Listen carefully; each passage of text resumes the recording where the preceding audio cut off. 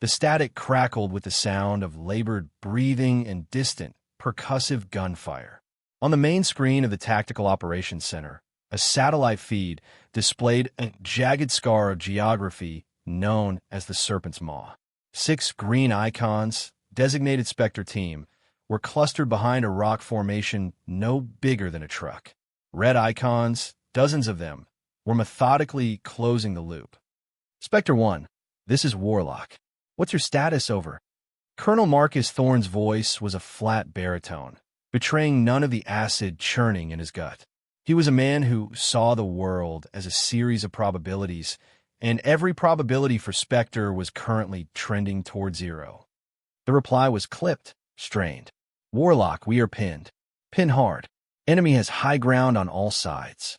We're in the kill box. The voice belonged to Navy SEAL Lieutenant Commander A. Connolly, a man not given a hyperbole. Extraction hello is on standby. 5 mics out, Thorne said, though he knew the words were hollow. Negative, Warlock, negative, came the reply, punctuated by the sharp crack of a nearby sniper round. They'll be shot out of the sky before they clear the ridge. The canyon walls are too tight, the updrafts are a nightmare, and the enemy is dug in with heavy machine guns and RPGs. We've spotted at least 4 Manpads teams. Sending in a bird is a death sentence. Thorne clenched his jaw, the muscle twitching just below his ear. He ran the calculations again in his head. Connolly was right. The canyon was a death trap by design. Its sheer rock faces amplified sound, making stealth impossible, and its winding passages created an endless series of fatal funnels. Standard close air support was out of the question. An F-16 would have to scream through at 400 knots, with a turning radius wider than the canyon itself. They'd have a firing window of less than a second and would be a predictable target for every shoulder-fired missile in the valley. We can't just leave them there, sir. A young voice piped up from the analytics pit. Airman Shun, barely 20, was staring at his screen, his face pale. He pointed a trembling finger at a secondary monitor displaying asset readiness. The 354th Expeditionary Fighter Squadron is on hot standby. They fly the A-10s. Thorne didn't even turn to look at him. His gaze remained fixed on the tactical map, on the green icons that were about to be extinguished. The A-10 is a subsonic, low-altitude aircraft, Airman. It's a flying coffin in that valley. It's too slow, too big a target. The doctrine is clear. A-10s do not operate in a high-threat Manpads environment without extensive SCAD support, which we don't have time to coordinate. The risk to the pilot and airframe is unacceptable. He was speaking to the room, but his words were a final judgment. He was by the book because the book was written in the blood of pilots who tried to bend the rules of physics and firepower. Connolly's voice cut through the sterile air of the TOC again, this time resigned, grim. Colonel's right. Air support is a no-go. It's certain death up here for any pilot dumb enough to try. He paused, and the sound of his team returning fire filled the silence. Tell our families The transmission dissolved into a burst of static. Thorne closed his eyes for a fraction of a second. The protocol was to wait, to listen to the inevitable silence. But on the asset board, beside the listing for the A-10 on standby, a single status light blinked from amber to green. It sat next to a call sign that, until this moment, he had only ever read in after-action reports. Valkyrie. Colonel Thorne's dismissal echoed, not as a sound, but as an atmospheric pressure in the TOC. It was the weight of inevitability of established doctrine. He was a good officer, a man who hated losing assets, but he was also a systems manager. He trusted the percentages, the carefully constructed models of acceptable risk that govern modern warfare. And the models all screamed that putting an aircraft into the Serpent's Maw was like feeding it into a wood chipper. Sir, with respect, Airman Shin pushed, his voice cracking slightly. He knew he was overstepping, but the dying transmission from Spectre Team had lit a fire in him. Major Rostova. She has more flight hours in contested, low-altitude environments than anyone in the wing. Her simulator scores for threat evasion are... Her simulator scores are irrelevant. Chun? Thorne cut him off, his voice dangerously low. He finally turned from the main screen, his eyes pinning the young airman to his seat. The simulator doesn't replicate the wind shear in that canyon. It doesn't model the ricochet patterns of a 23mm cannon round off granite walls. It doesn't make a pilot feel the heat of a missile's proximity fuse cooking the paint off her wing. He stepped down for the command platform, his boots making soft, deliberate sounds on the linoleum floor. He walked over to the large tactical table, a holographic projection of the valley glowing in the center. With a swipe of his hand, he highlighted the flight path. Red lines, indicating overlapping fields of anti-aircraft fire, crisscrossed the canyon until it looked like a ball of bloody yarn. "This is the problem," he said, his voice now that of a lecturer, cold and precise. "To provide effective fire, a Warthog would need to fly below 2,000 feet. At that altitude, inside the maw, its wingspan would nearly scrape the walls in 3 separate choke points. She'd be too slow to outrun a missile launch and too low to dive away from it. Every turn would bleed energy she couldn't afford to lose. The enemy wouldn't even need to aim. They could just saturate the air in front of her." He looked around the room, meeting the eyes of the other officers. The official assessment is that any attempt at close air support in this specific AO has a 95% probability of resulting in the loss of the aircraft and pilot. 95%. I will not send a pilot on a suicide run. I will not trade one life, however valuable, for 6 others, when the most likely outcome is losing all 7-inch. His logic was ironclad. It was the same cold, hard math that had governed warfare for centuries. You didn't sacrifice a knight to save a pawn if it meant losing the game. The room fell silent, the weight of his pronouncement settling over them. The blinking green icons of Spectre Team seemed to shrink on the screen. Then, the secure line from the flight line buzzed. The operations sergeant answered, listened for a moment, and then looked at Thorne, his face a mask of professional neutrality. "Sir," the sergeant said carefully, "Major Rostova is already on the tarmac. Her aircraft is armed and spooled. She's requesting taxi clearance." Thorne stared at the sergeant, then back at the tactical map. For a moment, the rigid certainty in his posture wavered. It wasn't a request for permission. It was a statement of intent. He hadn't given the order. She had made the decision herself. The established protocols, the chain of command, the percentages, all of it had just been bypassed by one pilot in a cockpit a mile away. "Put her on," Thorne commanded, his voice tight. He picked up the receiver, his knuckles white. The line clicked. "Valkyrie, this is Warlock. Stand down. I have not authorized this sortie." A woman's voice, calm and impossibly steady, came back through the speaker, devoid of any emotion. "Colonel, Spectre Team is still transmitting. As long as they are a viable asset to be protected. I am going in," wasn't insubordination. It was a simple declaration of fact, as if she were commenting on the weather. Before Thorne could reply, the line went dead. On the airfield camera feed, they watched as the A-10 Thunderbolt II, ugly and magnificent, began to roll forward. The air in the hardened aircraft shelter was thick with the smell of JP-8 jet fuel, ozone, and the dry desert dust. It was a smell Major Eva Rostova associated with purpose. Her A-10, callsign Hog July 2nd, Saturday under the dim sodium lights, a creature of brutalist function. It wasn't sleek or elegant.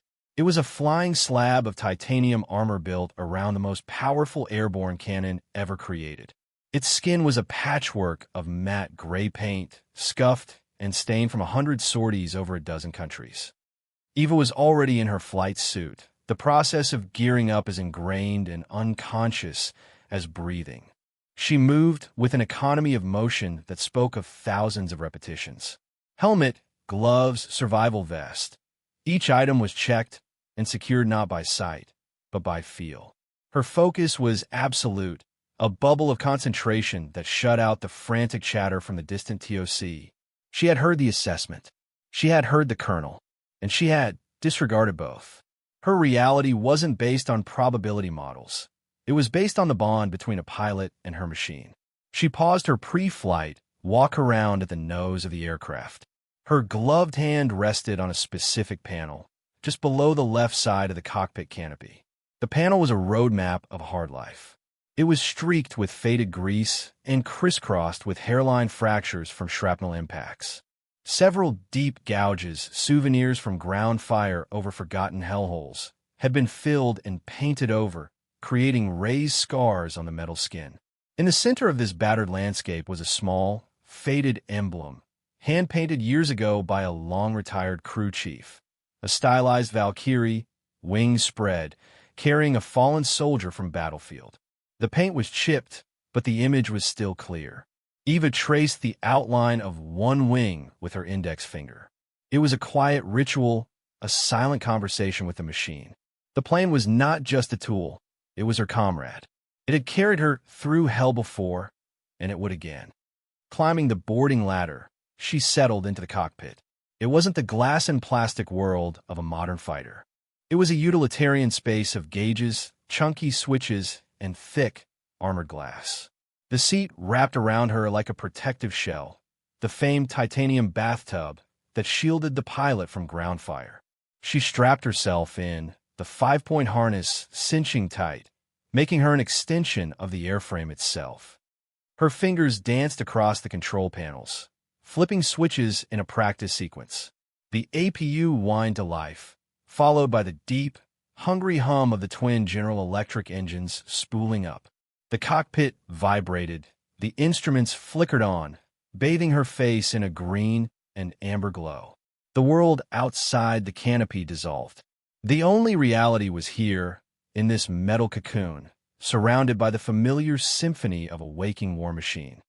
She pulled the flight stick back, testing the hydraulic resistance in the control surfaces. The massive ailerons and elevators responded with a satisfying thud. She checked the ammunition counter for the GU-8 Avenger cannon. 1,174 rounds of 30mm high-explosive incendiary armor-piercing ammunition. A little over 10 seconds of continuous fire. 10 seconds of a maelstrom that could erase anything man-made from the face of the earth. She keyed her comms, not to the TOC, but to the tower. Tower, Hog 7-2 requesting permission to taxi. Alpha 1, active runway. The reply was hesitant, laced with confusion. The tower chief knew no such flight was authorized. But the sight of a fully armed, engines hot, 10 on the move was a compelling argument. After a moment of dead air, he responded, Hog 7-2. You are cleared to taxi. Eva's lips formed a thin, barely perceptible line. It wasn't a smile. It was an acknowledgement. She eased the throttles forward. The 28-ton aircraft lurched and began to roll out of the shelter, its heavy, ungainly form moving with a surprising grace. The desert night air was cool, but inside the cockpit, the atmosphere was already electric with focused intent. The time for discussion was over. The world beyond the armored glass of the canopy was a dark, featureless void as Hog 7-2 clawed its way into the sky. The takeoff was a pure display of brute force, the twin turbofans screaming as they shoved the heavily laden aircraft off the runway. Eva felt the familiar press in her chest, the vibration of the airframe resonating through her bones. Once airborne, she banked south, away from the established flight corridors, keeping low to stay under the primary search radar arrays. Inside the cockpit, the only light came from the soft green glow of the instrument panel and the heads-up display projecting critical data onto the glass in front of her. Altitude, airspeed, heading, weapons status, a constant stream of information that she processed with a practiced, almost subconscious efficiency. This was her sanctuary, the place where the chaos of the world was reduced to ordered, manageable data points. Colonel Thorne's voice finally broke the silence, a terse, clipped transmission that was more of a formality than an order. Valkyrie, you are weapons free. The engagement is at your discretion. The subtext was clear. This is on you. You fail, you die alone. Acknowledged, Warlock, she replied, her voice a flat monotone. The words at your discretion were all she needed. They were a transfer of responsibility, a blank check she intended to cash. The flat, Empty desert began to rise and buckle below her, transforming into the jagged foothills that formed the teeth of the mountain range. The serpent's maw was a dark fissure in the earth, invisible to the naked eye until you were nearly on top of it. She cross-referenced her GPS with the terrain-following radar, the display painting a glowing green and yellow wireframe of the landscape ahead. She pushed the stick forward, and the A-10 descended, hugging the contours of the rising terrain. She was flying nap of the earth now, a dangerous game of inches and seconds.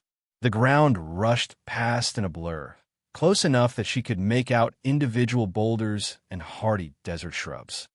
And then she saw it, the entrance to the canyon. It was narrower than the satellite images suggested, a tight, vertical slash in the granite. A wave of rotor wash from the tricky canyon winds buffeted the plane, forcing her to make constant, minute corrections with the stick and rudder. The airframe groaned under the stress. She took a deep, steadying breath and plunged in. The world instantly became a claustrophobic tunnel of stone. The canyon walls, stark and menacing in the dim starlight, rose thousands of feet on either side of her wings. The sky was reduced to a thin, winding ribbon of indigo far above.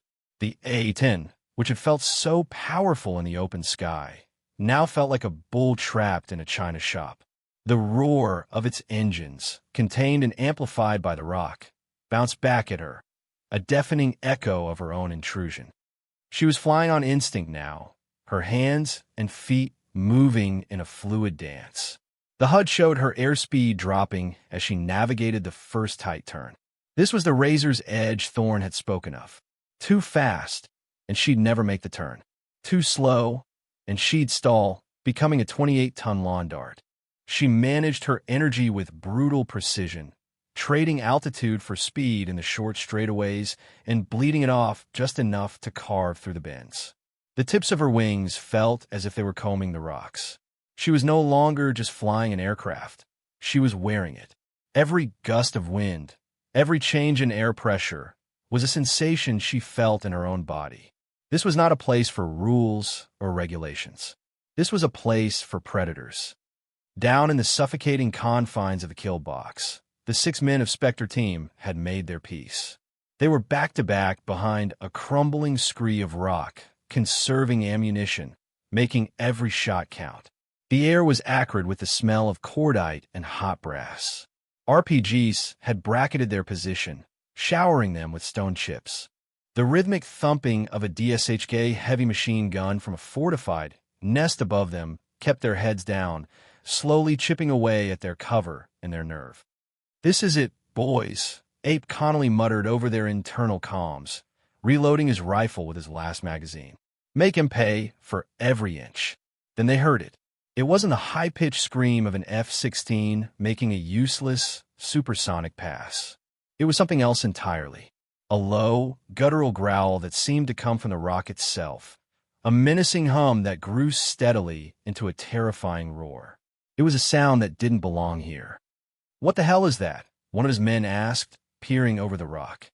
Ape risked to look himself. For a second, he saw nothing but the oppressive granite walls. Then a monstrous shape materialized from the gloom down canyon, flying impossibly low and slow. It was a blocky, straight-winged silhouette with 2 huge engines mounted high on its fuselage. An A-10. "Get your damn heads down!" Ape screamed, a sudden, irrational surge of hope warring with the certainty that the pilot was insane. "Command, who is that? I repeat, who the hell is in our valley?" Inside the cockpit, Eva Rostova saw the battlefield laid out below her not as a collection of icons on a screen, but as a living, breathing entity. Her helmet-mounted display highlighted the known enemy positions relayed from the TOC, but her eyes saw more. The muzzle flash of the DSHK, the faint heat signature of an RPG team repositioning, the subtle dust kicked up by enemy reinforcements moving along a hidden ledge. She processed it all in a heartbeat, her mind a supercomputer of tactical calculus. The DSHK nest was the primary threat. It was dug into a small cave on the canyon wall, 100 feet above the seals, protected by a rock overhang. A missile would be ineffective. A bomb would miss or cause a rock slide that could bury Spectre team. It required a surgical strike. It required the cannon. She didn't radio for confirmation. She didn't announce her intent. She simply acted. She rolled the A-10 onto its side, aligning the massive GU-8 Avenger cannon with the target. The plane shuddered as she squeezed the trigger on her control stick. The sound that erupted from the nose of the aircraft was not gunfire. It was the sound of the sky being torn apart. A deep, apocalyptic roar that vibrated through the canyon. A physical shockwave that hammered the SEALs' chests even from a distance. For 1.5 seconds, a torrent of 30mm shells, each the size of a beer bottle, slammed into the rock face. The granite vaporized. The machine gun nest, the gunners, the very ledge they were on, ceased to exist in a roiling cloud of pulverized rock and fire. The silence that followed was more profound than the noise it replaced. Down below, Abe Connolly slowly lowered his rifle, his ears ringing. He stared at the smoking black crater where the enemy's main firebase had been moments before. He keyed his radio, his voice no longer strained, but filled with a raw, disbelieving awe. "Warlock, be advised. An angel from hell is on station." He paused, listening to the A-10's growl as it banked for another pass. "Holy shit. Command, confirm call sign of air asset. Is that Valkyrie?" In the TOC, a stunned silence held sway. Colonel Thorne stared at the drone feed, which showed the DSHK position simply gone. "Affirmative, Spectre," Thorne heard himself say, his own voice sounding distant. "Valkyrie is on station." Her call sign was no longer just a name on a board. It was a legend being born in real time. The initial shock of Valkyrie's arrival had stunned the enemy, but it did not break them. These were hardened fighters, and their surprise quickly curdled into rage. They had believed themselves untouchable in their fortress of rock. This lone, slow-moving aircraft was an insult, a challenge they were eager to meet. From hidden caves and camouflaged alcoves, new threats emerged. Men with long tubes on their shoulders appeared on the ridges, seeking a clear line of sight. On Eva's threat display, the world suddenly lit up. Multiple passive IR signatures blinked into existence, the telltale sign of shoulder-fired surface-to-air missiles or manpads locking on. A high-pitched, insistent tone screamed in her headset. "Missile launch. 4 o'clock. Low." Instinct took over. Eva slammed the throttles to their stops and banked hard left, pulling the A-10 into a gut-wrenching turn that pressed her deep into her seat. The G-forces were immense, but the Warthog was built for it. Simultaneously, her thumb jabbed the countermeasures button. The aircraft's tail erupted in a brilliant shower of incandescent flares, decoys designed to be hotter than her engine exhaust. A thin gray smoke trail corkscrewed through the air behind her, chasing the ghost of her heat signature. The missile, an older but still lethal A-7, veered sharply and detonated harmlessly amidst the cloud of flares, the explosion a dull thud that she felt more than heard. Another tone shrieked in her ear. "Missile launch. 10 o'clock." This one was closer. She jinked right, then left, a violent, unpredictable maneuver. Again, she punched out a volley of flares. She could see this missile out of the corner of her eye, a deadly hornet streaking towards her. It wasn't fooled by the first set of flares. It was still tracking. She dispensed another, more concentrated burst and rolled the aircraft, presenting the missile with the smallest possible target profile. The proximity fuse detonated just off her right wing. The A-10 bucked like a kicked mule. The cockpit was filled with the deafening clang of shrapnel peppering the fuselage. A constellation of warning lights flickered on her console, a hydraulic pressure drop in a non-critical system, a sensor failure on the right wingtip. The plane shuddered violently, and for a terrifying second, it tried to roll over on its own. Eva fought it, wrestling with the controls. Her scarred comrade was wounded, but not dead. She brought the wings level, the damaged hydraulics groaning in protest. She glanced out at her right wing. A jagged piece of metal was peeled back, exposing the machinery beneath. The scarred panel below her canopy now had a fresh, angry black streak across it. In the TOC, the mood had shifted from stunned silence to heart-stopping tension. They watched the drone feed as the missile trails converged on the lone A-10 icon. Airman Chun was gripping the edge of his console, not breathing. Colonel Thorne stood ramrod straight, his face an unreadable mask, but his eyes were locked on the screen. He saw the hit, saw the aircraft wobble. He expected to see it fall. It didn't. Valkyrie's icon stabilized. It was still flying, still fighting. Thorne's skepticism, his rigid adherence to protocol, was being systematically dismantled by the pilot in that cockpit. He had seen the data, and the data was wrong. Or, more accurately, the data hadn't accounted for the human element. It hadn't accounted for her. He grabbed his microphone, his voice sharp and clear, stripped of all its earlier condescension. It was the voice of a commander, not an administrator. Valkyrie, Warlock, we're painting targets for you. We have multiple manpad signatures in Sector Gamma, elevation 4000, hidden in the rock formations. I'm slaving the drone's laser designator to your system. He was no longer questioning her. He was enabling her. He was committing his resources to her fight, making himself a part of her impossible mission. He was, for the first time, trusting her. Her reply was immediate, clipped, and focused. It was the only word she needed to say. Acknowledged. Spectre team was moving. Under the terrifyingly effective cover of Valkyrie's cannon, they had broken out of the kill box and were now fighting their way towards a pre-designated emergency extraction point, a small, relatively flat ledge further down the canyon. But the enemy was adapting. Instead of engaging the SEALs directly, they were now converging on the new LZ, determined to make it a slaughterhouse for the inbound rescue helicopter. A fortified bunker, dug into the ridge directly overlooking the LZ, was the linchpin of their defense. It bristled with heavy machine guns, RPGs, and at least one Zu-23-2 anti-aircraft gun. A direct assault by the SEALs would be suicidal, and the helo wouldn't last 10 seconds under that kind of fire. It had to be destroyed. Valkyrie, Spectre 1, Ape's voice crackled over the radio, calm but urgent. We have a problem. Bunker complex on the ridge overlooking the LZ. It's a fortress. We can't get to it, and the helo can't get past it. From her cockpit, Eva saw it clearly. The target was hardened, partially shielded by a granite overhang. A high-angle attack was the only way to hit it, but that would expose her to the Zu-23 for a critical amount of time. The enemy gunners were waiting for exactly that. They had learned from her first pass. They were looking up, their barrels pointed at the sky, ready for her to appear. She keyed her mic. Spectre, Warlock, stand by. I have a plan. Colonel Thorne, listening in the TOC, felt a cold knot tighten in his stomach.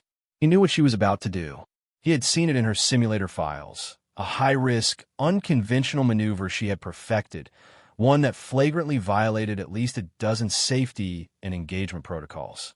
It was a move so dangerous that the system had red-flagged it as academically unsound and practically suicidal. Eva ignored the well-lit main canyon. Instead, she banked sharply and dove into a narrow, winding side channel, a mere crack in the rock that ran parallel to the main gorge. It wasn't on any of the primary tactical maps. It was a glorified ditch barely wider than her wingspan. The A-10 bucked and scraped as she descended into the shadows. She was now flying below the level of the enemy ridge. The canyon walls were a terrifying, claustrophobic blur just feet from her wingtips. Her terrain-following radar screamed a continuous, solid tone, warning her of imminent impact. She ignored it, flying by pure stick and rudder skill, her eyes scanning the rock ahead, her hands making infinitesimal adjustments.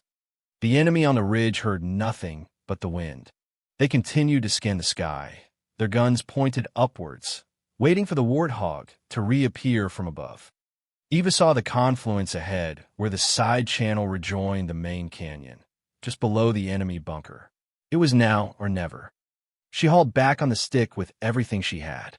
The A-10, a machine never designed for aerobatics, responded with a protesting groan. The nose pitched up violently.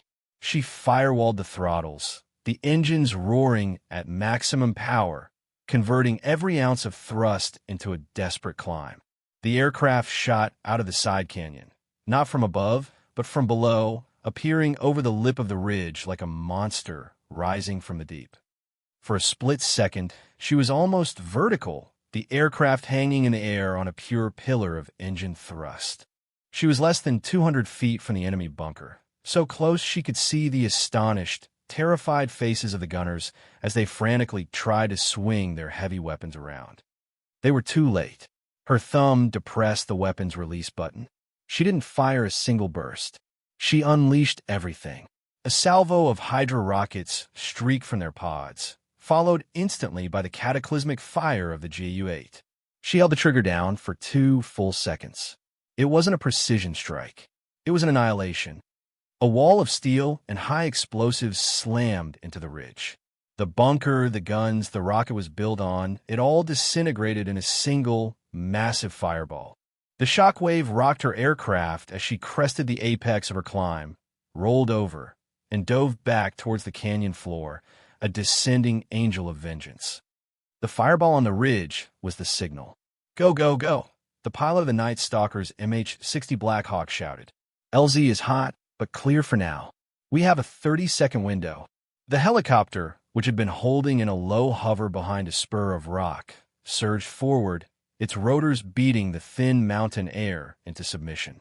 It swept over the canyon ledge and settled onto the makeshift LZ, its skids barely touching the uneven ground. Spectre team scrambled aboard, laying down a disciplined curtain of covering fire as they moved.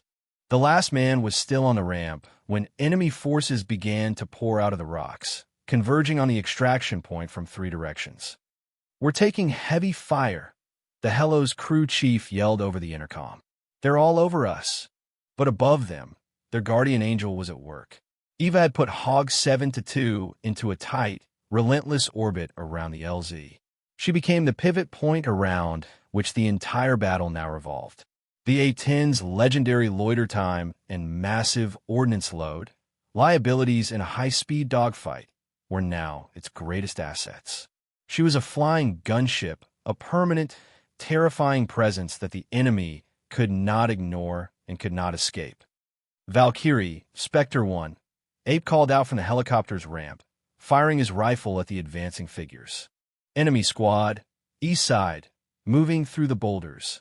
Visual was her only reply. She rolled in, the A-10's blunt nose dipping. She didn't use the cannon this time. It was too indiscriminate, too close to the friendly Hello. Instead, a ripple of white smoke shot from her wing pylons. A cluster of small-diameter bombs, precision-guided, fell away. They impacted directly on the enemy squad, turning their advance into a cloud of dust and smoke. The helicopter lifted off, its engines straining. RPGs streaked up from the canyon floor, trailing smoke. RPGs. 9 o'clock, the co-pilot screamed. Before the Blackhawk pilot could even react, Valkyrie was already there. She had anticipated the move, dropping low and fast, positioning her aircraft between the helicopter and the threat. The nose of the A-10 spat another short, controlled burst from its cannon, BRRT, not at the RPG gunners themselves, but at the rock face just above them.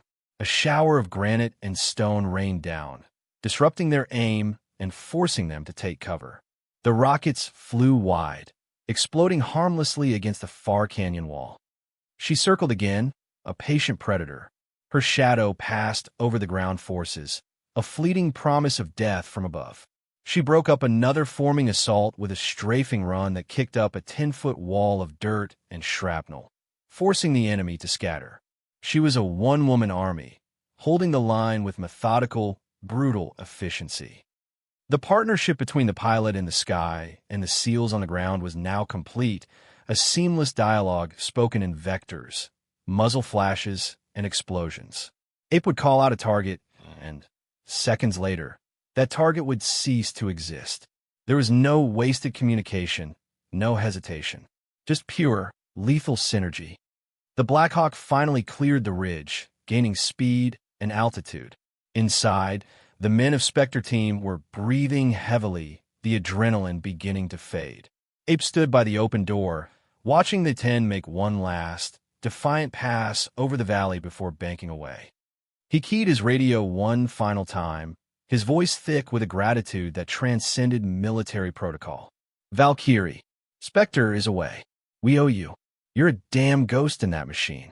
Eva watched the helicopter's navigation lights blink away into the safety of the open sky. She didn't reply. Her fuel gauge was dipping toward the red, and her aircraft was wounded. The job was done. It was time to go home. Back in the Warlock TOC, the only sound was the quiet hum of servers and ventilation. Every eye was fixed on the main screen. The drone feed showed the Black Hawk, the green icon of Spectre Team, safely inside it, clearing the mountain range. In the opposite direction, a lone blue icon, labeled Valkyrie, was steadily heading northeast, back toward base. The room had been a cacophony of tense communication just minutes before. Now it was utterly still. The operators, analysts, and officers sat or stood like statues, processing what they had just witnessed. They had been prepared to watch a tragedy unfold, to log the loss of a Special Forces team and a Maverick pilot. Instead, they had watched a textbook operation being ripped up and rewritten in real time by a master of the craft. They had seen the impossible made possible. Airman Chun was staring at the screen, his jaw hanging slightly open. The dry probabilities and risk assessment models on his own monitor seemed like a child's crayon drawings compared to the visceral reality he had just seen. All the data, all the doctrine, had said it couldn't be done, but had been done. Colonel Marcus Thorne stood motionless on the command platform for a full minute after the helicopter was confirmed to be in safe airspace. His face, which had been a granite mask of tension, slowly relaxed. The rigid certainty of the by-the-book officer had been shattered, replaced by the profound, humbling respect of a warrior who has witnessed something far beyond his own understanding. He reached for his microphone, his hand steady. He keyed the comms, and his voice, when it came, was stripped of all its previous authority and skepticism. It was quiet, low, and heavy with an emotion he rarely allowed himself to show. "Valkyrie, this is Warlock. Excellent work." He paused, searching for words that could convey the magnitude of what she had accomplished. He found none that were adequate. Bring her home. It was more than an order. It was an acknowledgement, a benediction. He turned to his personal console and, with a few keystrokes, pulled up Major Eva Rostova's service record. He had scanned it before, dismissing it as just data points. Flight hours, sortie flown, commendations. Now, he read it differently. He saw the years of relentless training, the tours in forgotten war zones, the quiet accumulation of skill and experience that had culminated in the breathtaking display of aerial artistry he'd just seen. He saw the pilot, not the file. As her A-10 finally cleared the last of the canyon's jagged teeth, the first rays of the rising sun caught the aircraft. The light glinted off the armored glass of the canopy, a brief, brilliant flash. In the back of the escaping Black Hawk, Abe Connolly, still standing in the open doorway, watched her go. He didn't wave. He didn't speak. He simply brought his hand up in a slow, deliberate salute to the dwindling silhouette, a gesture of ultimate respect from one professional to another. The sun was low on the horizon, painting the desert in hues of orange and purple as Hog 7 to 2 touched down. The landing was firm, solid, the landing gear absorbing the impact with a protesting squeal of tires on asphalt. The aircraft felt heavy, tired. Eva taxied off the main runway and guided the wounded beast toward its designated hardstand. The ground crew was already waiting, their figures silhouetted against the setting sun. She went through the shutdown sequence, the complex symphony of engine noise and electronic hums winding down into an echoing silence. The roar of the twin engines spooled down to a low whine, then a whisper, and then nothing. The sudden quiet was immense, broken only by the faint ticking of cooling metal. With a hiss of hydraulic pressure, The canopy unlocked and lifted, allowing the cool evening air to flood the cockpit. For a long moment, Eva just sat there, her gloved hands resting on the throttle. The adrenaline was draining away, leaving behind a profound weariness in her bones. The lingering smell of cordite and ozone filled her senses, the unique perfume of a successful mission. She unstrapped herself and climbed stiffly down the boarding ladder, her boots clanging on the metal rungs. Her first act upon touching the ground was to walk to the nose of her plane. She ran her gloved hand over the scarred panel below the cockpit, her fingers tracing the faded Valkyrie emblem and the new, raw black streak left by the manpad's detonation. Another scar, another story etched into the skin of her comrade. "You did good, girl," she murmured, too low for anyone else to hear. A figure detached itself from the shadows of the maintenance hangar. It was Colonel Thorne. He walked across the tarmac, his posture straight, his steps measured. He stopped a few feet from her, standing beside the massive nose cannon of the A-10. The ground crew kept a respectful distance, sensing this was a private moment. Thorne didn't offer congratulations or platitudes. There would be debriefs and after-action reports for that. This was something different. He looked from Eva's tired, grease-smudged face to the battered, magnificent aircraft behind her, and then back again. He saw the symbiotic relationship between the two, a truth no regulation manual could ever capture. He met her gaze, and in his eyes, she saw no trace of the dismissive officer from the TOC. What she saw was a raw, unvarnished respect. Without a word, Colonel Marcus Thorne brought his hand up and rendered a crisp, formal salute. It was not the perfunctory salute of a superior officer to a subordinate. It was the salute of one warrior acknowledging another, a recognition that transcended rank and protocol. Eva Rostova simply held his gaze and gave a slight, almost imperceptible nod in return. It was all the acknowledgement that was needed between them. Thorne held the salute for a beat longer, then dropped his hand and walked away, leaving her alone with her machine. The final image was of the A-10 Thunderbolt II, sitting silent and formidable on the tarmac. A faint wisp of heat still shimmered from its cannon barrels, dissipating into the cooling desert air. It was an ugly, outdated, brutally effective machine. A scarred beast, at rest after a righteous hunt, its quiet competence a testament to the pilot who gave it a soul. Respect, hard-earned and absolute, settled over the flight line like the falling night.